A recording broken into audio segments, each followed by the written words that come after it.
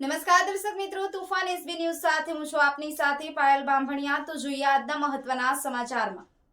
સુરત શહેર પોલીસ દ્વારા આવનારા મકર સંક્રાંતિના તહેવારને લઈ વાહન ચાલકોને નમ્ર અપીલ કરવામાં આવી।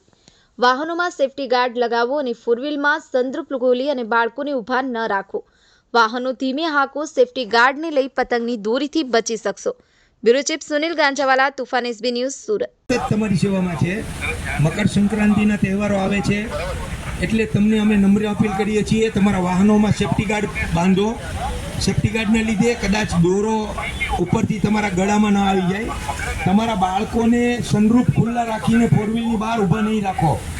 તમારા બાળકોના ગળામાં દોરો આવશે તો તમને ખ્યાલ પણ નહીં આવે। તમારા બાળકોને ખાસ અમે નમ્ર અપીલ કરીએ છીએ કે તમારા બાળકોને તમે સનરૂફ ખુલ્લા રાખીને બહાર ઊભા નહીં રાખો।